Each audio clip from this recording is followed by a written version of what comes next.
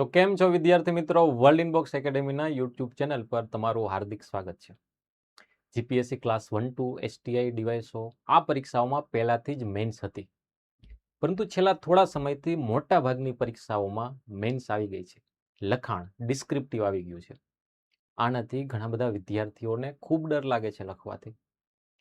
તમે વિચારો કે સ્કૂલમાં તમે નિબંધો લખેલા છે, કોલેજમાં ડિસ્ક્રિપ્ટિવ આન્સર જવાબો લખેલા છે, તો પછી હવે કેમ ડર લાગે છે?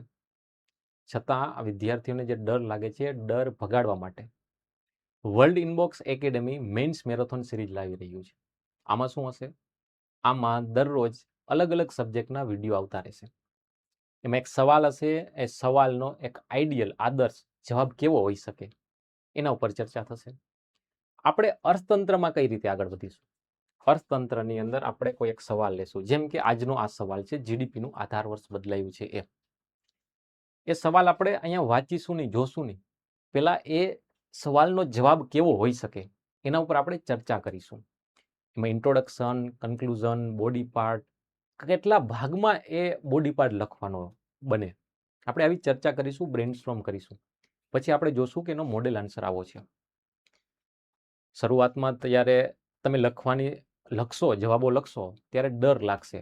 હું થોડો ટોપિક વાંચી લઉં, આજે હજી મને ટોપિક સંપૂર્ણ રીતે આવડતો નથી. પછી તમે આજ લખવાનું છોડી દેશો અને પછીના દિવસ ઉપર ઢોળી દેશો, પરંતુ આવું કરવાનું નથી. આપણે મેન્સનો ડર ભગાવવાનો છે, તો આપણે જે વિષય અત્યારે આવડે છે એ વિષયના સવાલો લઈ અને લખવાની શરૂઆત કરવાની છે. આપણે મેન્સ મેરેથોન સિરીઝમાં આવા સવાલો મળતા રહેશે. તમારે શું કરવાનું છે? આ સિરીઝનો ઉપયોગ તમારે કઈ રીતે કરવાનો છે? આ સવાલ તમારી સામે છે, આ સવાલ તમારે લેવાનો છે ને તમારી જાતે એનો જવાબ લખવાનો પ્રયત્ન કરવાનો છે. ઘણા વિદ્યાર્થીઓને એવું બની શકે કે આ ટોપિક વિશેની માહિતી છે જ નહીં એની પાસે. એ વિદ્યાર્થીઓને શું કરવાનું છે? આપણે આ સવાલ જોશું, શરૂઆતમાં આ ટોપિક શું છે એના ઉપર ચર્ચા કરીશું 5-7 મિનિટ. તો તમારે 5-7 મિનિટની ચર્ચા સાંભળવાની છે. આ ચર્ચા પછી તમારે જ્યારે મોડલ આન્સર બતાવું ત્યારે મોડલ આન્સર તમારે જોવાનો નથી, પરંતુ આ ટોપિક વિશે સમજી લીધા પછી તમારે તમારી રીતે આનો જવાબ લખવાનો પ્રયત્ન કરવાનો છે. તમારી રીતે જવાબ લખાઈ જાય પછી તમારે અહીંયા વિડીયો પર આવવાનું છે, પછી આગળનો વિડીયો જોવાનો છે. જો તમે માત્ર વિડીયો જોતા રહેશો તો લખવાનું જે કળા, જે કૌશલ્ય છે એનો વિકાસ થશે નહીં. તમારે લખતા શીખવું છે તો તમારે જાતે લખવું પડશે. ગમે એટલા વિડીયો જોશો ને, જો તમે લખશો નહીં તો લખવાનું આવડશે નહીં. શરૂઆતમાં ડર લાગશે, એ સ્વાભાવિક છે. એમ થશે કે આજે નથી લખવું, કાલથી શરૂઆત કરીશ, આવું થવું સ્વાભાવિક છે. હું એટલા માટે આજે કહું છું કે જેનાથી તમે લખતી વખતે ભાગી ન જાઓ, 1-2 દિવસ લખીને છોડી ન દો, કેમ કે આવું દરેક વિદ્યાર્થીને થાય, એ સ્વાભાવિક વસ્તુ છે. તો કઈ રીતે કરવાનું છે? શરૂઆતમાં સવાલ જોવાનો છે, જાતે લખવાનું છે. જો તમને ટોપિક વિશેની માહિતી નથી તો સવાલ જોવાનો છે, પછી 5-7 મિનિટ ટોપિક વિશેની હું અહીંથી ચર્ચા કરું એ સાંભળવાની છે. તમને ટોપિક વિશે જ્યારે માહિતી મળી જાય છે પછી તમારી રીતે લખવાનો પ્રયત્ન કરવાનો છે અને પછી અહીંથી મોડેલ જવાબ જોવાનો છે. તો આપણે મેન્સ મેરેથોન સિરીઝ દરેક વિષય માટે છે. અહીંથી તમે સેલ્ફ પ્રિપેર કરતા હો તો તમને આ સિરીઝ ખૂબ જ ઉપયોગી સાબિત થશે. અહીંયા તમને બ્રેઇનસ્ટોર્મિંગ, અત્યારે કરંટના જે મુદ્દાઓ હોય છે એ મળશે. અહીંયા તમને કન્ટેન્ટ પણ મળશે. અહીંયા તમને કઈ રીતે બ્રેઇનસ્ટોર્મિંગ દ્વારા લખવું એ પણ દરેક વસ્તુ અહીંયા મળી રહેશે. તો ચાલો આજના મુદ્દાની શરૂઆત કરીએ. તમે જાણો છો કે જીડીપીનું આધાર વર્ષ બદલાયું છે. આધાર વર્ષ બદલાયું છે તો કેમ બદલાયું છે? બદલવાથી શું ફાયદો થાય? ને આપણે આધાર વર્ષ કયું હતું? તમે જાણો છો કે આધાર વર્ષ હતું 2011-12. એ બદલાય અને થયું છે 22-23. આધાર વર્ષ 11-12 થી બદલાય અને 22-23 થયું છે. આ તમે જાણો છો, એ સવાલમાં આપ્યું છે. સવાલમાં એનાથી આગળ પૂછ્યું છે કે આધાર વર્ષ એટલે કે જે બેઝ યર છે એ બદલવાનું મહત્વ શું છે, એનાથી ફાયદો શું થાય છે? તો એક તો આ ભાગ સમજવાનો છે, આ ભાગ લખવાનો છે. અને બીજું કે આપણે આધાર વર્ષ 22-23 જ કેમ રાખ્યું? કેમ 20-21 ના રાખ્યું? કેમ 24-25 ના રાખ્યું? તો આપણે કોઈ આધાર વર્ષ પસંદ કરવું હોય તો ત્યારે કઈ બાબતો ધ્યાનમાં રાખવાની છે? તો જીડીપીનું આધાર વર્ષ બદલાયું ને કયું જ આધાર વર્ષ આપણે રાખ્યું છે એ પ્રિલિમ્સમાં પૂછે, પરંતુ મેન્સમાં આવો સવાલ પૂછાય કે આધાર વર્ષ આપણે કેમ બદલીએ છીએ અને આધાર વર્ષ બદલીએ ત્યારે કઈ બાબતોને ધ્યાનમાં રાખીએ છીએ. તો આપણે સવાલ લખીએ છીએ એટલે કે જવાબ લખીએ છીએ, આન્સર રાઇટિંગ કરીએ છીએ, સૌથી મહત્વની બાબત, પહેલી બાબત એ છે કે સવાલને ધ્યાનથી 2 વખત વાંચો. એમાં જોઉં કે એમાં પૂછ્યું છે શું. ઘણા લોકો 2 પેજમાં જવાબ તો લખી નાખે છે, પરંતુ રિલેવન્ટ નથી લખતા. જે માંગેલું છે એ નથી લખતા. એટલે કે સવાલની ડિમાન્ડ ફૂલફિલ નથી થતી. જો તમે 2 પેજ લખો છો, ઇરરિલેવન્ટ છે, સવાલની માંગ પ્રમાણે નથી, તો પછી 2 પેજનું કોઈ મહત્વ નથી. તો પહેલા આપણે સવાલ જોવાનો, એને ડિકોડ કરવાનો. ડિકોડ કરવાનો એટલે કે શું માંગેલું છે એ સમજવાનું છે. તો આપણે પહેલો સવાલ છે એને આખો વાંચીએ. વાસ્તવિક જીડીપીની ગણતરી માટે આધાર વર્ષ 2011-12 થી બદલીને 2022-23 કરવામાં આવ્યું છે.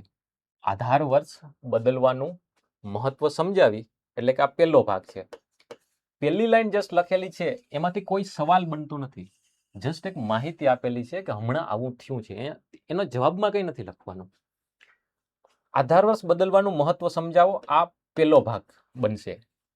પછી બીજો ભાગ બનશે કે આધાર વર્ષ, આપણે કોઈ વર્ષને નક્કી કરીએ છીએ ત્યારે કઈ બાબત ધ્યાનમાં રાખવાની જોઈએ, જેથી વધારે ચોક્કસ જીડીપી ડેટા મેળવી શકાય. આની ચર્ચા કરો. તો આજે આપણે જવાબ લખીશું એ 2 ભાગમાં લખીશું. આ છે તમારો સવાલ. માની લો કે આ પેજમાં તમારો સવાલ લખેલો છે. એનો જવાબ છે 3 ભાગમાં હશે. પ્રસ્તાવના હશે, એક બોડી પાર્ટ હશે અને કન્ક્લુઝન હશે. આ છે પ્રસ્તાવના, આ છે બોડી પાર્ટ અને આ છે કન્ક્લુઝન. પ્રસ્તાવના એટલે કે ટોપિક વિશેની એવી કંઈક માહિતી લખીશું જેનાથી એક ટોપિકની શરૂઆત કરી શકાય. જો અહીંયા જે પૂછેલું છે કે આધાર વર્ષ બદલવાનું મહત્વ, એ મહત્વ અને આધાર વર્ષની પસંદગી વખતે આપણે કઈ બાબત ધ્યાનમાં રાખવાની, જે 2 ભાગ છે એ ક્યાં લખવાના છે? એ બોડી પાર્ટમાં લખવાના છે. બોડી પાર્ટમાં આ 2 ભાગ લખવાના છે. પહેલો ભાગ એટલે કે આધાર વર્ષ બદલવાનું મહત્વ. આધાર વર્ષ બદલવાનું મહત્વ. એના મહત્વના મુદ્દાઓ આપણે 1, 2, 3, 4 તમે જે રીતે સિમ્બોલ આપો એ રીતે અહીંયા લખવાના છે. પછી બીજું, સવાલનો બીજો ભાગ એ છે કે આધાર વર્ષની પસંદગી માટે ધ્યાનમાં રાખવાની બાબતો. તો કઈ બાબતો ધ્યાનમાં રાખવાની છે એ અહીંયા લખવાની છે. તો જવાબનું ફોર્મેટ કંઈક આવું હોવું જોઈએ. જો તમે આ મુદ્દો મિસ કરી ગયા છે તો તમારો જવાબ અધૂરો છે. જો તમે આ મુદ્દો મિસ કરી જાઓ તો જવાબ અધૂરો છે. તો આ બાબત તમારા બોડી પાર્ટમાં, બોડી ભાગમાં, જે મુખ્ય ભાગ જે જવાબનો, ત્યાં આવવી જોઈએ. હવે આ વસ્તુ તો વિદ્યાર્થીઓ લખી લે છે, જેની પાસે આ ખબર છે એ બોડી પાર્ટ લખી લે છે. પરંતુ અઘરું છે કે પ્રસ્તાવનામાં શું લખવું. તેના માટે યાદ રાખો, પ્રસ્તાવના 3 રીતે લખી શકાય. એક તો પ્રસ્તાવનામાં વ્યાખ્યા લખી શકાય. સરળ રીતથી, આપણે બહુ જાજુ વિચારવું નહીં પડે. કોની વ્યાખ્યા? કે આપણો જે સવાલ છે, સવાલ કોના ઉપર, કયા મુદ્દા ઉપર છે. તો અહીંયા જો આપણો જે સવાલ છે એ કયા મુદ્દા ઉપર છે. આપણા સવાલનો જે કેન્દ્રીય વિચાર છે, મુખ્ય ભાગ છે, એ છે આધાર વર્ષ. આપણો સવાલ આધાર વર્ષ ઉપર છે. તો આધાર વર્ષ શું છે એ આધાર વર્ષની વ્યાખ્યા લખી શકીએ. બીજે કઈ રીતે લખી શકાય? બીજી રીતે, અત્યારે આ જે મુદ્દો છે, સવાલ જે મુદ્દા ઉપર છે, મુદ્દો અત્યારે ચર્ચામાં હોય તો એ ચર્ચાનો મુદ્દો લખી શકીએ કે વર્તમાનમાં કંઈક આવું છે. ફોર એક્ઝામ્પલ, કે એવો સવાલ હોય છે કે રાજનીતિની સમસ્યાઓ, ફોર એક્ઝામ્પલ રાજનીતિની સમસ્યાઓ સવાલ હોય તો અત્યારે તમે કોકરોચ પાર્ટી ચર્ચામાં છે ત્યાંથી કંઈક પ્રસ્તાવના બનાવી શકો. કેમ કે આ રાજનીતિની સમસ્યાઓ છે, એ સમસ્યા સંબંધિત કોઈ મુદ્દો ચર્ચામાં છે. એટલે કે આપણે કરંટ અફેર વાળી બાબત અહીંયા પ્રસ્તાવનામાં લખી શકીએ. અથવા ત્રીજી રીત છે, કોઈ ડેટા ફેક્ટ્સ લખી શકાય. આપણે આ સિરીઝમાં જેમ જેમ આગળ વધતા જશું તેમ તેમ અલગ અલગ રીતે પ્રસ્તાવના બનાવતા જશું. આપણે આ અર્થતંત્રનો પ્રથમ વિડીયો છે, તો પ્રથમ વિડીયોની અંદર આપણે પ્રસ્તાવના જે લખવાની છે, બનાવવાની છે વ્યાખ્યા ઉપર. તમે કોઈ પણ રીતે બનાવી શકો, 3માંથી કોઈ પણ રીતે પ્રસ્તાવના બનાવી શકો, પણ એ પ્રસ્તાવના તમે લાગે કે આ સવાલ માટે આ પ્રસ્તાવના વધારે સેટ થાય છે, એ પ્રસ્તાવના રાખવાની. તો આપણે આધાર વર્ષની વ્યાખ્યા લખી અને આ સવાલના પ્રસ્તાવના બનાવવાની છે, જવાબની પ્રસ્તાવના બનાવવાની છે. કન્ક્લુઝનમાં શું લખવાનું? હવે કન્ક્લુઝન છે એ સવાલનો ટોન કેવો છે એના ઉપર આધાર રાખે છે. કોઈ ઓપિનિયન બેઝ સવાલ હોય છે તો એની કંઈક પ્રસ્તાવના અલગ રીતે બનતી હોય છે. કોઈ ફેક્ચ્યુઅલ સવાલ હોય છે તો એમાં તો પ્રસ્તાવનાની કન્ક્લુઝન ના લખો તો પણ ચાલી જતું હોય છે. અત્યારે મેં એક સાથે ઘણી બધી માહિતી આપી દીધી. તો તમે જો નવા વિદ્યાર્થીઓ છે, જવાબ લખવાની શરૂઆત કરી રહ્યા છો, તો આ બધી જ માહિતી તમને ગળે નહીં ઉતરે, તો ચિંતા કરવાની જરૂર નથી. આ બધી જ માહિતી જેમ જેમ તમે સિરીઝ જોતા જશો એમ ધીમે ધીમે આપણે પ્રેક્ટિકલ જોશું તો એ સમજાઈ જશે. અત્યારે તમારે એટલું માત્ર સમજવાનું છે કે પ્રસ્તાવના લખવાની છે, આ મુખ્ય જવાબનો ભાગ જેને બોડી પાર્ટ કહીએ છીએ, અને આ કન્ક્લુઝન લખવાનું છે. પ્રસ્તાવના લખતી વખતે આપણી પાસે 3 રીત છે. આપણે આ જવાબમાં વ્યાખ્યા લખવાની છે, પછી આ બાબતો ઉપર કંઈક ચર્ચા કરીશું. આ જે મુખ્ય વસ્તુ છે, મુખ્ય માર્ક્સ, મેઇન માર્ક્સ અહીંથી મળશે, આ બોડી પાર્ટમાંથી. પ્રસ્તાવના અને કન્ક્લુઝન છે વધારે સારું હોય તો એમાં અડધો માર્ક્સ એક્સમાં એડ ઓન કરી શકે. એટલે આપણે 5 માર્ક્સ આવતા હોય ને આપણે પ્રસ્તાવના કન્ક્લુઝન સારું લખેલું હોય તો અડધો માર્ક્સ વધારે મળી શકે. ચાલો, આના ઉપર આપણે વધારે ચર્ચા નથી કરતા. હવે જવાબ ઉપર આવી જાય, જે મુખ્ય ભાગમાં જે લખવાનું છે એના ઉપર આવી જાય. આધાર વર્ષ બદલવાનું મહત્વ. આધાર વર્ષ કેમ બદલવાનું છે? તો તમે જાણો છો કે જીડીપી એટલે શું? તો જીડીપી એટલે દેશની અંદર જે વસ્તુઓનું ઉત્પાદન થયું એને કહેવાય છે જીડીપી. તો માની લો કે દેશમાં એક પેનનું ઉત્પાદન થાય છે, આ પેનની કિંમત છે 150 રૂપિયા. તો આપણે કહેશું કે દેશની જીડીપી 150 રૂપિયા છે. જીડીપી બે પ્રકારની હોય, એક રિયલ જીડીપી અને એક હોય છે નોમિનલ જીડીપી. જ્યારે હું એમ લખું છું જીડીપી, જસ્ટ લખું છું જીડીપી, એ જીડીપી છે એ જ નોમિનલ જીડીપી છે. એમાં નોમિનલ શબ્દ લખેલો હોય કે ના હોય, જસ્ટ જીડીપી લખેલો હોય તો એમાં નોમિનલ જીડીપીની જ વાત થતી હોય છે. પરંતુ જો મારે રિયલ જીડીપી લખવું હોય તો એ માત્ર જીડીપી લખવાથી કામ નહીં બને, તો મારે આખું લખવું પડશે રિયલ જીડીપી. એટલે એક છે નોમિનલ જીડીપી અને બીજી છે રિયલ જીડીપી. જો માત્ર જીડીપી લખેલા છે તો પણ આપણે નોમિનલ જીડીપી છે હું માની લેવાનું. તો રિયલ જીડીપી અને નોમિનલ જીડીપી વચ્ચેનો તફાવત ખબર હશે તો પછી આધાર વર્ષનું તમને મહત્વ સમજાશે. આ વર્ષે એક પેન 150 રૂપિયાની પ્રોડક્શન થયું, 150 એની જીડીપી છે. પરંતુ માની લો કે આ જે વાત કરી રહ્યા છે, વાત છે 2026ની. 2022ની અંદર પણ એક પેનનું પ્રોડક્શન થયેલું. આ જે પેન 2026માં છે, સેમ પ્રકારની પેન છે 2022માં. 2022માં આ પેનની કિંમત 100 રૂપિયા હતી. હું એવું પૂછીશ કે 2022માં જીડીપી કેટલી હતી? આપણે નોમિનલ જીડીપીની જ વાત કરીએ છીએ. આ છે નોમિનલ જીડીપી જ છે. તો 2022માં નોમિનલ જીડીપી હતી 100 રૂપિયા. હવે તમે જો કે 2022માં 100 રૂપિયા જીડીપી છે, 2026માં 150 રૂપિયા જીડીપી છે. પણ આમ જોવા જાવ તો બંને વર્ષે એક જ પેનનું ઉત્પાદન થયું, છતાં એ જીડીપી વધી કેમ ગઈ 2026માં? કેમ કે 2022 કરતાં 2026માં પેનની કિંમત વધારે છે. તો માત્ર જીડીપી, અહીંયા જીડીપી વધે છે તો ઉત્પાદન વધ્યા વગર પણ કિંમત વધવાના લીધે જીડીપી વધી ગઈ છે. તો પછી આપણે ખબર કેમ પડશે કે 2022થી 2026માં જીડીપી વધે છે? તો ખરેખર ઉત્પાદન વધવાના લીધે જીડીપી વધે છે કે માત્ર કિંમત વધવાના લીધે જીડીપી વધે છે? તો આવી પરિસ્થિતિમાં આપણે રિયલ જીડીપીની ગણતરી કરવી પડે. રિયલ જીડીપી શું દર્શાવે છે? રિયલ જીડીપી દર્શાવે છે કે ઉત્પાદનમાં ખરેખર વધારો થાય છે કે નહીં. તો રિયલ જીડીપી એટલે શું? આપણે 2026ની નોમિનલ જીડીપી જોઈ.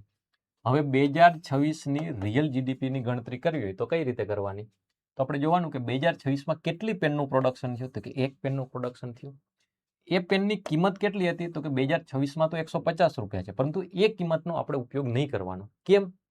આપણે ઉપયોગ કરવાનો છે 2022ની કિંમતનો. 2022માં પેનની કિંમત કેટલી હતી? 100 રૂપિયા હતી. તો એક પેનનું આપણે જીડીપી કોની ગણીએ છીએ? જીડીપી 2026ની ગણીએ છીએ. 2026ની રિયલ જીડીપી ગણીએ છીએ. 2026માં એક પેનનું ઉત્પાદન થયું, એ પેનની કિંમત 100 રૂપિયા. આ 100 રૂપિયા 2026માં નહીં, આપણે ભલે 2026ની જીડીપી ગણીએ છીએ, આપણે 2026ની જીડીપી ગણતા હોઈએ તો પણ કિંમત કયા વર્ષની લેવાની છે? 2022ના વર્ષની. 2022માં પેનની કિંમત 100 રૂપિયા હતી તો આપણને જીડીપી મળશે 100 રૂપિયા.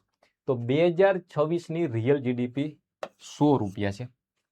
2022ની જીડીપી કેટલી હતી? તો કે 2022ની 100 હતી. 2026ની કેટલી થઈ? રિયલ જીડીપી 100 રૂપિયા થાય છે. તો હવે આપણને ખબર પડે છે કે 2022 અને 2026ની જીડીપી બંનેની 100 રૂપિયા છે. એટલે કે કિંમતનો કોઈ વચ્ચે ભાગ આવતો નથી. એટલે કિંમત તો બંને વર્ષની સેમ જ છે. જો ઉત્પાદન વધશે તો જ રિયલ જીડીપી વધશે. એટલે કે રિયલ જીડીપીમાં આપણે શું કરીએ છીએ? રિયલ જીડીપી, હવે યાદ રાખજો, આ આધાર વર્ષની વ્યાખ્યા હવે આવશે. રિયલ જીડીપી કોને કહેવાય છે? રિયલ જીડીપીમાં આપણે કિંમતો છે એ આધાર વર્ષની લઈએ છીએ. 2022ને આપણે એક બેઝ આધાર વર્ષ માની લીધું હતું. હવે 2023, 24, 25, 26, 27 એના પછીના બધા જ વર્ષની રિયલ જીડીપીની ગણતરી કરવી હશે તો આપણે કિંમતો આધાર વર્ષની લઈએ છીએ. એટલે આપણે જીડીપીનું આધાર વર્ષ વાસ્તવમાં 2011-12 હતું એના સ્થાને હવે કરીએ છીએ 2022-23. તો 2022-23 આધાર વર્ષેનો મતલબ શું થાય? તો કે 2022-23ના વર્ષે જે વસ્તુઓની પ્લેન, પેન્સિલ, કપડાં આ બધી વસ્તુની કિંમત 2022-23માં હતી એ જ કિંમતો 2024, 25, 26, 27 આ બધા જ વર્ષની જીડીપીની ગણતરી કરતી વખતે આ વર્ષની કિંમતો જ લેવાની છે.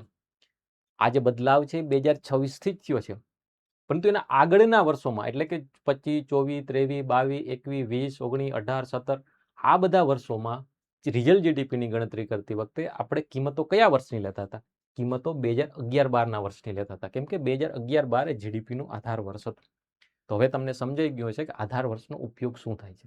પરંતુ હવે પ્રશ્ન આપણે આ નથી, પ્રશ્ન આપણે આના પછીનો છે. આ તો બેઝિક કોન્સેપ્ટ છે કે આધાર વર્ષ એટલે શું, એનો ઉપયોગ જીડીપીની ગણતરીમાં ક્યાં થાય છે.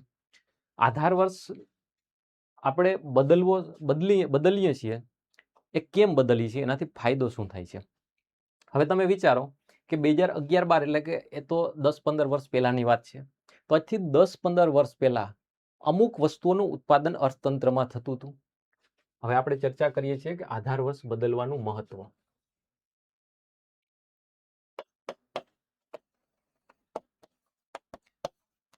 આધાર વર્ષ બદલવાનું મહત્વ.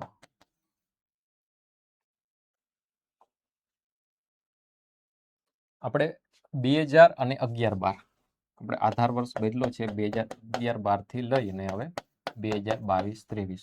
આ કેમ બદલો છે? તો તમે વિચારો કે આજથી 10-15 વર્ષ પહેલા એટલે કે 2011-12 સમયે જ્યારે આપણે જીડીપીનું આધાર વર્ષ 11-12 રાખેલું હતું ત્યારે અર્થતંત્રમાં, ત્યારે દેશની અંદર જે વસ્તુઓનું ઉત્પાદન થતું હતું એ વિચારો કે જેમ કે એમાં રેડિયોનું પણ ઉત્પાદન થતું હતું. એ સમયે રેડિયો બહુ ચાલતો હતો. હવે આપણે ટીવી પર આવી ગયા. લોકો અત્યારે ટીવી પણ નથી જોતા, એનાથી પણ આગળ મોબાઈલ પર આવી ગયા છે.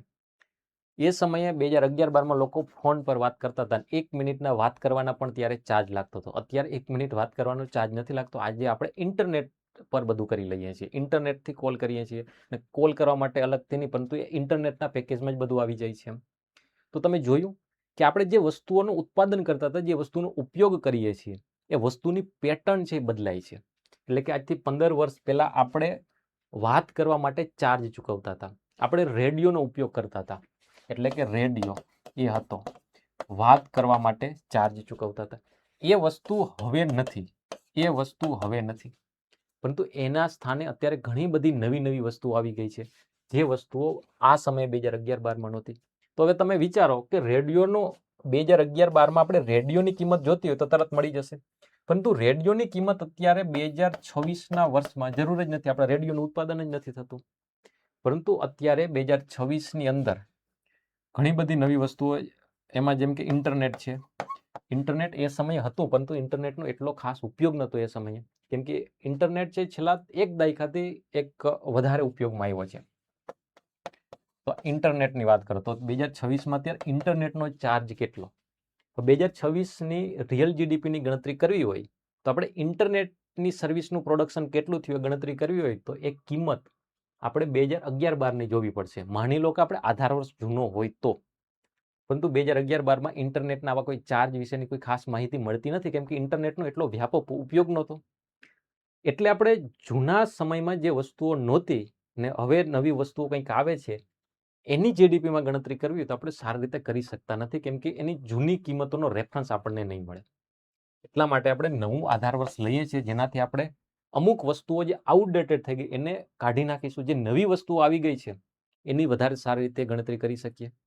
પછી આપણો દેશ આઝાદ થયો, આ એક બાબત થઈ ગઈ કે જે વસ્તુઓ નવી જૂની જે બદલાય છે, જે કન્ઝપ્શન પેટર્ન, જે વપરાશની પેટર્ન બદલાય છે, એ આપણે જીડીપીના પ્રતિબિંબિત થવી જોઈએ, એમાં દેખાવી જોઈએ, તો જ આપણને જીડીપી ગણતરી કરવાનો કોઈક મતલબ બને છે. બીજી વસ્તુ કે આપણે અર્થતંત્રનું જે ક્ષેત્રો છે એનો ભાર બદલતો રહેતો હોય છે. જેમ કે દેશ આઝાદ થયો એ સમયે 70-80% લોકો કૃષિ પર નિર્ભર હતા. કૃષિ છે ત્યારે જીડીપીમાં 50%નું યોગદાન આપતી હતી, આજ એગ્રીકલ્ચર છે જીડીપીમાં 18%નું યોગદાન આપે છે. ત્યારે સર્વિસ સેક્ટરનો હિસ્સો ઓછો હતો, આજે સર્વિસ સેક્ટરનો હિસ્સો 54% જેટલો છે જીડીપીમાં. એટલે કે અમુક ક્ષેત્રોનો હિસ્સો વધે છે, અમુક ક્ષેત્રોનો હિસ્સો ઘટે છે. તો આ બધી વસ્તુ જીડીપીમાં વધારે સારી રીતે કઈ રીતે દેખાશે? જો આપણે આધાર વર્ષ બદલતા રહીશું તો. પછી મહત્વની સંસ્થાઓ છે, યુનાઇટેડ નેશન છે, વર્લ્ડ બેંક છે, આ બધી સંસ્થાઓનું કહેવું એમ છે કે વધારે સચોટ જીડીપીના ડેટા મેળવવા હશે તો આપણે જીડીપીનું આધાર વર્ષ નિયમિત રીતે, સામાન્ય રીતે 5 વર્ષે બદલતું રહેવું જોઈએ, તો જીડીપીના વધારે સચોટ ડેટા મળે. જો આપણે જીડીપીના સચોટ તાજેતરના ડેટા હશે તો વધારે સારા ડેટા હશે તો આપણે વધારે સારી રીતે યોજના એટલે કે નીતિ નિર્માણ કરી શકીશું. નીતિ નિર્માણ કરવું એટલે ફોર એક્ઝામ્પલ કે જ્યારે સરકાર પાસે એવી માહિતી, એવા ડેટા હશે કે દેશમાં ગરીબોનું પ્રમાણ વધારે છે તો મફતમાં એટલે કે સરકારી શાળાઓ હોવી જોઈએ. કેમ કે આર્થિક રીતે નબળા વર્ગો તો જ પોતાના બાળકોને શાળામાં મોકલશે. પછી સરકાર એવું કરી લેશે, પછી સરકાર પાસે એવા ડેટા પહોંચે છે કે દેશમાં હજારો શાળાઓ એવી છે કે માત્ર એક જ શિક્ષક છે. એટલે કે સરકારને ખબર પડે છે કે શિક્ષકોની ઘટ છે, અછત છે, તો સરકાર છે ભરતી પરીક્ષાઓ દ્વારા વધારે શિક્ષકોની નિમણૂક કરશે. એટલે કે સરકાર પાસે ડેટા, માહિતી પહોંચવી જોઈએ કે આ સમસ્યા છે તો સરકાર એનું કંઈક સમાધાન માટે પગલાઓ લેશે. એ જ રીતે જીડીપી પણ એક પ્રકારની માહિતી, એક પ્રકારના ડેટા છે. અર્થતંત્રના કયા ક્ષેત્રમાં કઈ સમસ્યાઓ આવી રહી છે, કઈ ક્ષેત્ર કેવું સારું પરફોર્મ કરી રહ્યું છે, આ માહિતી જીડીપી દ્વારા સરકાર સુધી પહોંચે છે. તો જીડીપીના જેટલા વધારે સારા સચોટ ડેટા હશે તો સરકારને આ માહિતી વધારે સારી રીતે મળશે અને સરકાર વધારે નક્કર પગલાં લઈ શકશે કે કયા ક્ષેત્રના ઉત્થાન માટે આપણે વધારે ખર્ચ કરવો જોઈએ. તો એને કહેવાય છે સરકાર યોજના બનાવશે તો ડેટા આધારિત બનાવશે, તો એને જ કહેવાય છે નીતિ નિર્માણની પ્રક્રિયા વધારે સારી રીતે થઈ શકશે. તો જીડીપીનું આધાર વર્ષ બદલવાથી આવા ફાયદા થશે. જીડીપીનો મુખ્ય ઉદ્દેશ્ય જે છે કે એ ડેટા, માહિતી સરકાર સુધી મળે અને સરકારને ખબર પડે કે અર્થતંત્રમાં ક્યાં સમસ્યાઓ ચાલી રહી છે, અર્થતંત્રમાં ક્યાં સારું થઈ રહ્યું છે. તો આપણે વધારે સારા ડેટા હશે તો વધારે સારો અંદાજ આવી શકશે. તો એક ભાગ તો આ છે કે આધાર વર્ષ બદલવાનું મહત્વ. પછીનો ભાગ છે આધાર વર્ષની પસંદગી વખતે કઈ બાબતનો ધ્યાનમાં રાખવી. તમારે આખું લખવાનું છે. આધાર જે મોડેલ આન્સરની અંદર આપણે પીડીએફમાં લખેલું છે, કઈ બાબતો ધ્યાનમાં રાખવી એ. તો એક તો આધાર વર્ષ છે નોર્મલ વર્ષ હોવું જોઈએ. નોર્મલ મતલબ કેવું વર્ષ? માની લો કે કોઈ વર્ષે મંદી છે તો એ વર્ષને આપણે આધાર વર્ષ નહીં રાખવાનું. માની લો કે કોઈ વર્ષે અલ્નીનોની અસર બહુ છે અને એના કારણે એગ્રીકલ્ચર પ્રોડક્શનમાં ખૂબ જ ઓછું થયું છે તો એવા વર્ષને પણ આધાર વર્ષ. કોઈ વર્ષે યુદ્ધ છે, કોઈ વર્ષે કોરોના જેવી મહામારીવાળી અસર છે તો એવા વર્ષને પણ આધાર વર્ષ નહીં રાખવાનું. કેમ આવા વર્ષને આધાર વર્ષ નહીં રાખવાનું? માની લો કે કોરોનાવાળા વર્ષને આપણે 2020ને આધાર વર્ષ રાખીએ તો એ વર્ષે ત્યાં પ્રોડક્શનની સમસ્યાઓ હતી. તો જે પેનનું એક્ઝામ્પલ લીધું, માની લો એક પેનનું ઉત્પાદન આપણે 2020માં થાય છે, 2020માં એ પેનની કિંમત 300 રૂપિયા હતી. કેમ કે પ્રોડક્શનની સમસ્યા હતી તો પેનની કિંમતો ખૂબ વધી ગઈ. જો આપણે આધાર વર્ષ 2020ને રાખેલું હોય ને આપણે 2026ની જીડીપીની ગણતરી કરતા હોય અને 2026માં પણ એક પેનનું પ્રોડક્શન થયું હોય તો 2026ની રિયલ જીડીપીની ગણતરી વખતે આપણે શું કરીશું? એક પેનનું પ્રોડક્શન થયું એને ગુણ્યા કિંમત કયા વર્ષની લેવાની? કિંમત આપણે માની લો આધાર વર્ષ આપણે 2020ને રાખીએ, એ સમયે કિંમત કેટલી હતી? 300. તો 300 તો આપણી જીડીપી કેટલી આવશે? રિયલ જીડીપી 300 આવશે. રિયલ જીડીપી 300 વધારે એટલા માટે આવે છે કે આ કિંમતે ફુગાવો હતો, કિંમતો વધી ગયેલી હતી. એટલા માટે આપણે એના પછીના વર્ષની રિયલ જીડીપી ગણીશું તો એનું સાચું ચિત્ર નહીં મળે. કેમ સાચું ચિત્ર નહીં મળે? કેમ કે આ વર્ષે નોર્મલ કિંમતો નથી, એબનોર્મલ કિંમતો હતી. તો જે વર્ષ એબનોર્મલ છે એ વર્ષને આધાર વર્ષ નહીં લેવાનો, એવા વર્ષને આધાર વર્ષ લેવાનો કે જ્યાં કિંમતો નોર્મલ છે. તો એક બાબત તો એ ધ્યાનમાં રાખવાની છે. બીજી કે યુનાઇટેડ નેશન, વર્લ્ડ બેંક છે, આ બધી સંસ્થાઓના જે માપદંડો છે એને ધ્યાનમાં રાખીને આધાર વર્ષ નક્કી કરવાનું. પછી આધાર વર્ષ નક્કી કરતી વખતે કોઈ વર્ષ છે, આધાર વર્ષ નક્કી કરતી વખતે આપણે જોયું કે નોર્મલ વર્ષ હોવું જોઈએ. આના સિવાય જે વૈશ્વિક માપદંડો છે આ માપદંડોને ધ્યાનમાં રાખીને આધાર વર્ષ નક્કી કરવાનું છે. તો આ મહત્વની બાબતો થઈ ગઈ કે આધાર વર્ષ આપણે નક્કી કરતી વખતે, પસંદ કરતી વખતે કઈ બાબતોને ધ્યાનમાં રાખવાનું છે. એક તો બીજું કે આધાર વર્ષ નક્કી કરીએ ત્યારે એ વર્ષના ડેટા હોવા જોઈએ. ફોર એક્ઝામ્પલ કે આપણે કોઈ એમ થાય કે ચાલો 2020ને તો આધાર વર્ષ ના રાખ્યું, તો આપણે એક નવું રિસન્ટ આધાર વર્ષ જ રાખવાનું હતું, તો ચાલો 2024-25 ને આધાર વર્ષ રાખી દઈએ. અત્યારે તાજેતરનું તો 24-25 ને કેમ ના રાખ્યું ને 22-23 ને રાખ્યું? અત્યારે સરકાર પાસે 2024-25 ના ડેટા ના હોય.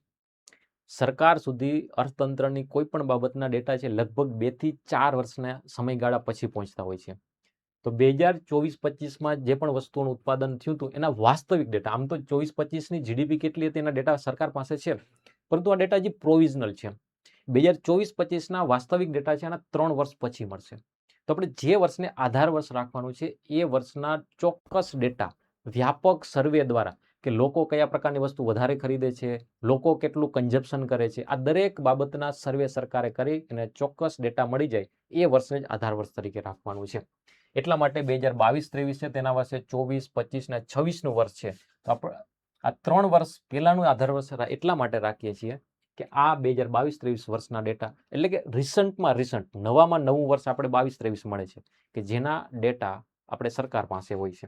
તો આ બાબતોને આપણે ધ્યાનમાં રાખવાની છે. ચાલો આપણે જે ચર્ચા કરેલી છે એ જવાબ, મોડેલ જવાબમાં આપણે શું હોઈ શકે. જો તમે એક વખત તમારી રીતે આનો જવાબ લખી લો અને પછી આગળનો વિડીયો જોજો. આધાર વર્ષ એ એક સંદર્ભ વર્ષ છે જેના ભાવોનો ઉપયોગ કરી વાસ્તવિક જીડીપીની ગણતરી કરવામાં આવે છે. આપણે હમણાં જોયું આધાર વર્ષ એટલે શું છે, એક રેફરન્સ બેઝ યર છે. આ બેઝ યરની કિંમતોને, એના ભાવોને આપણે એના પછીના વર્ષોમાં રિયલ જીડીપીની ગણતરી કરતી વખતે આધાર વર્ષના ભાવોનો ઉપયોગ થાય છે. અને તાજેતરમાં આપણે 11-12 થી બદલીને 22-23 કર્યું છે. જો આપણે કોઈ પણ જવાબની પ્રસ્તાવના કેટલી લાંબી લખવાની એના માટેનો સિમ્પલ રૂલ છે. નિબંધ હોય, જીએસનો પ્રશ્ન હોય, 200 માર્ક્સમાં લખવાનો હોય, 150 માર્ક્સમાં લખવાનો હોય, તેમાં એક જ ફોર્મ્યુલાનો ઉપયોગ કરવાનો કે 15%, બીજી રીતે કહીએ તો 10 થી 20%, 10 થી 15%, 20%થી વધારે તો કોઈ સંજોગોમાં નહીં જવાનું, 10-15% જેટલું રાખો. આપણે 200 શબ્દમાં જવાબ લખવાનો હોય, એમાંથી 10 થી 15% પ્રસ્તાવના હોવી જોઈએ અને 10 થી 15%માં કન્ક્લુઝન હોવું જોઈએ. બાકીના છે 70%માં મુખ્ય બોડી પાર્ટ લખવાનો છે. તો આપણે ખૂબ લાંબી પ્રસ્તાવના નથી લખવા. આપણે પ્રસ્તાવનામાં વ્યાખ્યા લખી છે કોની, આધાર વર્ષની. એની સાથે હમણાં એક બદલાવ આવ્યો છે જે સવાલમાં પણ લખેલો છે, એને પણ આપણે લખ્યો છે. તો આ રીતે પ્રસ્તાવના આપણી થઈ ગઈ. આધાર વર્ષ બદલવાનું મહત્વ એક ભાગ લખ્યો, અને બીજો આધાર વર્ષની પસંદગી માટેના માપદંડો, એ પણ આપણે સવાલમાં પૂછેલું છે. આપણે આ રીતે સબ પોઈન્ટ બનાવવાના છે. સબ ટાઇટલ 2 લખ્યા, પછી એમાં મુદ્દાઓ લખ્યા જે આપણે આગળ ચર્ચા કરી ગયા છે. આધાર વર્ષ બદલવાનું મહત્વ એ આપણે જે મુદ્દાઓની ચર્ચા કરી છે, મુદ્દાઓ અહીંયા લખેલા છે કે નીતિ નિર્માણની આંતરરાષ્ટ્રીય તુલના વધારે સારી થઈ ગઈ, કોઈ નવી વસ્તુઓ અને નવી સેવાઓ આપણે પહેલા નહોતી, અત્યારે ડિજિટલ અર્થવ્યવસ્થા, ફિનટેક એટલે financial technology, mobile apps, e commerce, આ બધી વસ્તુ વર્તમાનમાં આવી જે પહેલા નહોતી. તો અર્થતંત્રની અંદર જે બદલાવો આવે છે, બદલાવને વધારે સારી રીતે કેપ્ચર કરવા માટે આ રીતે નવું આધાર વર્ષ લેવાની જરૂર પડે છે. કૃષિ ક્ષેત્રનું ઘટતું પ્રમાણ, સેવા ક્ષેત્રનું વધતું પ્રમાણ, એટલે કે અર્થતંત્રનું વધારે સારું પ્રતિબિંબ આપણે કેપ્ચર કરી શકીએ એના માટે આધાર વર્ષ બદલવાનું છે. તો આ મુદ્દાઓની આપણે ચર્ચા કરી. એને વધારે સારી ભાષામાં સચોટ રીતે આ રીતે લખી શકાય. પેલા સમજી લીધા પછી એને યોગ્ય ભાષામાં લખવું એ પણ એટલું જ જરૂરી છે. તમને કોન્સેપ્ટ ખબર છે, પરંતુ વધારે સારી ભાષામાં આ રીતે જો નથી લખી શકાતું તો એના માટે પણ આપણે કામ કરવાનું છે. તો આ કામ કઈ રીતે કરશું? બસ આજ કે તમે તમારી ભાષામાં લખો, પછી તમે વાંચો કે ક્યાંય પેલો તળપદો શબ્દો, દેશી ભાષાનો, આપણી બોલીનો શબ્દો આવી જાય છે, તો એ તમારે જોવાનું, ઓબ્ઝર્વ કરવાનું. જવાબ લખાઈ ગયા પછી કે અહીંયા આ બીજો શબ્દ લખી શકાતો, આ તળપદી આપણી ભાષાનો શબ્દ આવી ગયો છે, બોલીનો શબ્દ આવી ગયો છે, બોલચાલની ભાષાનો શબ્દ આવી ગયો, તેની જગ્યાએ થોડોક એકેડેમિક ભાષાનો, એના શબ્દનો ઉપયોગ થાય એવો ભાર રાખવાનો છે. આધાર વર્ષની પસંદગી માટેના માપદંડો: આર્થિક સ્થિરતા, એટલે કે કોઈ સ્થિર યુદ્ધ ને કુદરતી હોનારતો, કોરોના જેવી બાબતો ના હોય. પ્રતિનિધિત્વ વર્ષ હોવી જોઈએ, એટલે કે એ વર્ષમાં કૃષિ ક્ષેત્ર માની લો કે ખરાબ પરફોર્મ કરતું હોય એને જ આપણે આધાર વર્ષ રાખ્યું તો પણ સચોટ ડેટા નહીં મળે. તાજેતરના વલણો, એટલે કે જે નવી વસ્તુઓ, નવી લાઇફસ્ટાઇલ, નવી કન્ઝપ્શન પેટર્ન, જેમ ચર્ચા વાત કરી રેડિયો વાળી, એ બધું નવું નવું આવે છે, નવી બાબતોનું કેપ્ચર કરે, એટલે કે તાજેતર રિસન્ટ ટ્રેન્ડ, વલણ એટલે ટ્રેન્ડ, જે રિસન્ટ ટ્રેન્ડ છે એને કેપ્ચર કરી શકે. જો મેં તમને એક્ઝામ્પલ દ્વારા વસ્તુ સમજાવેલી છે એને જ અહીંયા લખેલી છે, પરંતુ આપણે એક્ઝામ્પલ દ્વારા જે લાંબી લાંબી ચર્ચા કરીશું તો આપણી પાસે એટલા શબ્દો, એટલો સમય અને એટલી જગ્યા પણ હોતી નથી. તો આપણે જે સમજેલી વસ્તુ, અહીંયા જે બોર્ડ ઉપર આપણે ઘણું બધું સમજેલા, અહીંયા આધાર વર્ષ શું ને બધું, એ બધી જ વસ્તુ અહીંયા લખવાની નથી, તમારે સમજવાનું છે. આપણે ત્યાં સમજેલા છીએ, એ સમજેલી વસ્તુને અહીંયા પ્રશ્નમાં જે માંગેલું છે એ રીતે એવા શબ્દોમાં લખવાનું છે, એના માર્ક્સ મળશે. પછી ડેટાની ઉપલબ્ધતા હોવી જોઈએ, કે જે વર્ષને આધાર વર્ષ રાખવાનું છે એ વર્ષના ઘણા બધા સર્વે અલગ અલગ રીતે કરેલા હોવા જોઈએ, એ વર્ષના ડેટા આપણી પાસે હોવા જોઈએ. વૈશ્વિક માપદંડો, એટલે કે કોઈ પણ દેશ છે, અમેરિકા છે, કેનેડા છે, અથવા તો યુએન છે, IMF છે, વર્લ્ડ બેંક છે, એ સંસ્થાઓ આધાર વર્ષની પસંદગી બાબતે શું કહે છે, કેવા નિયમોનું પાલન કરવું જોઈએ, એ બધી વસ્તુઓને ધ્યાનમાં રાખીને આપણે આધાર વર્ષની પસંદગી કરવી જોઈએ. તો આપણે મુખ્ય બોડી પાર્ટ આ રીતે લખી શકીએ. હવે જો હવે લખવાનું છે કન્ક્લુઝન. તો કન્ક્લુઝન છે તમને આ પહેલા જ વિડીયોમાં નહીં આવડે, તો તમે ચિંતા ના કરો કે આવું કન્ક્લુઝન અમારે કઈ રીતે લખવું. તમે આ મેન્સ મેરેથોન સિરીઝમાં સાથે રહેશો, તમે તમારી જાતે પ્રયત્ન કરશો, તમે અહીંયા પ્રયત્ન કરશો, અત્યારે નહીં આવડે તો ચિંતા ના કરો, પણ હવે તમે ફરી વખત કોઈ ટોપિક ન્યૂઝપેપરમાં, કરંટ મેગઝીનમાં કે વાંચતા હશો, ત્યારે કોઈ નવો મુદ્દો વાંચશો ત્યારે એમાં જે કન્ક્લુઝનમાં કે જે લખેલું હશે એ તમને સ્ટ્રાઇક થશે, ઓકે આવા શબ્દો આપણે યાદ રાખી શકાય, આનો ક્યાંક મેન્સમાં, પ્રસ્તાવનામાં કે પછી કન્ક્લુઝનમાં કે બોડી પાર્ટમાં ઉપયોગ થઈ શકે. તો તમે આન્સર રાઇટિંગ કરતા જાઓ અને સાથે સાથે આવું બધું વાંચન કરતા હશો ત્યારે તમને પેલી સ્ટ્રાઇક થશે કે આવા મુદ્દાઓનો ઉપયોગ આપણે મેન્સમાં કરી શકીશું. તો આપણે અહીંયા શું લખ્યું છે કન્ક્લુઝનમાં? દેશી ભાષામાં કહું તો કન્ક્લુઝનમાં એ રીતે લખેલું છે કે આધાર વર્ષ બદલવાથી અર્થતંત્રનું વધારે સારું ચિત્ર મળશે, જેના કારણે નીતિ નિર્માણ વધારે સારું થઈ શકશે. એ જ બાબતને અહીં શું લખ્યું છે, થોડીક વધારે રિફાઇન કરેલી ભાષામાં લખેલું છે કે આધાર વર્ષ બદલવું એ માત્ર આંકડા બદલવાની વાત નથી, પરંતુ આ નીતિ નિર્માણ માટેનું એક અત્યંત મહત્વનું પગલું છે. નવું આધાર વર્ષ 22-23 ભારતના આર્થિક માળખામાં આવેલા આમૂલ પરિવર્તનો. આ શું, આ જે લીટીનો મતલબ શું થાય છે?